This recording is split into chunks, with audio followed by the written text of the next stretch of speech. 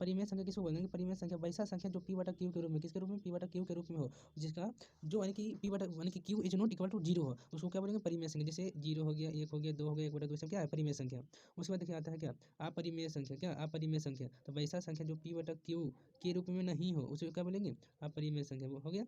उसके बाद आइए, जैसे हो गया देखिए रूट हो गया, पाई हो गया, सब क्या है? अपरिमेय संख्या। उसको देखिए सहआवास संख्या, यानी कि वैसा संख्या जिसका मास यानी कि एचसीएफ कितना हो? 1 हो। कितना हो? 1 हो, उसको क्या बोलेंगे?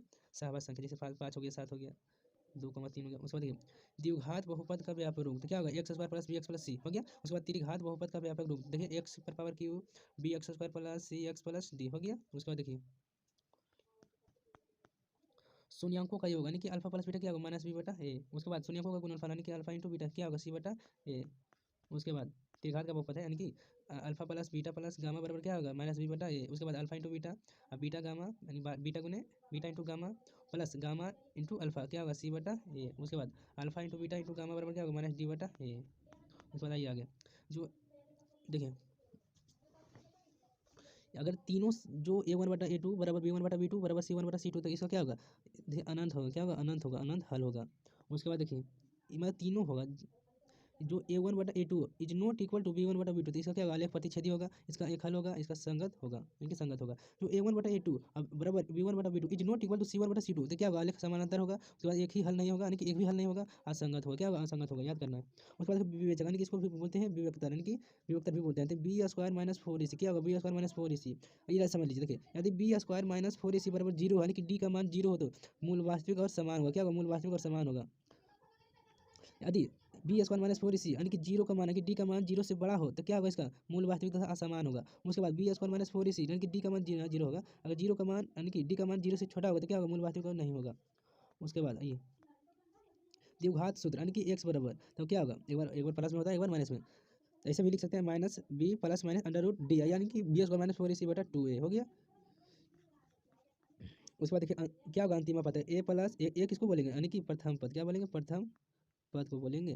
तो A plus N minus 1 into D हो गया। उसके बाद जो होता है योगफल का सूत्र एन बटा two a plus N minus 1 into D हो गया। उसके बाद आगे यस बराबर होता है अभी एन बटा टू, उसके बाद ए प्लस यल, यल प्लस ए प्लस यल। उसके बाद देखिए ए किसको बोलेंगे? प्रथम पद को। यस इनको बोलेंगे किसको? ए यानी कि योगफल। यल बोले किसको? अंतिम पद, इसको बोलते हैं ए एन भी। उसके बाद डी मान क्या होगा? सार्वंतर एन एन एन क्या होगा? एन पदों की संख्या होगी। क्या होगा? एन के पदों की संख्या। देखिए ये बहुत ही वीवीआई है, जो कोटि का चिन्ह होता है, जो प्रथम होता है उसको क्या बोलेंगे? Plus plus. जो प्रथम है उसको क्या बोलेंगे? Plus plus. उसके बाद माइनस प्लस, जो द्वितीय होगा क्या होगा? Minus plus. उसके बाद जो तृतीय होगा माइनस माइनस। उसके बाद क्या होगा? प्लस। उसके बाद माइनस होगा। हो गया। जो तृतीय है क्या होगा? Minus minus. क्या होगा? Minus minus. उसके बाद चतुर्थ यानी कि जो चौथा पद होता है क्या होगा? Plus minus. तो बहुत बार एग्जाम में पूछा हुआ है, तो इसका क्या होगा? x1 plus x2 plus x3 बटा क्या होगा? 3। क्या होगा? 3। क्या होगा? 3। उसके बाद y1 plus y2 plus y3 बराबर क्या होगा? 3 हो गया। उसके बाद आ गया ये जो दो बिंदुओं के बीच की दूरी सूत्र क्या होगा? यानी अंडर रूट क्या होगा? Under root x2 minus x1 का होल स्क्वायर क्या होगा? Whole square plus y2 minus y1 का होल स्क्वायर क्या होगा? Whole square. उसके बाद मूल बिंदु से यानी जो 0,0 होगा उसका क्या होगा? दूरी सूत्र क्या होगा? देख लिया under root X square plus Y square.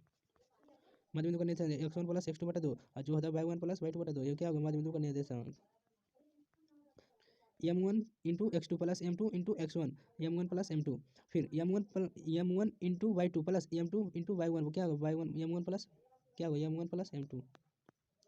अब ये तो त्रिभुज का क्षेत्रफल एक बटा 2 x1 into y2 minus y3 plus क्या होगा? Plus x2 into y3 minus y1 plus x3 into y1 plus नहीं y1 माइनस y2।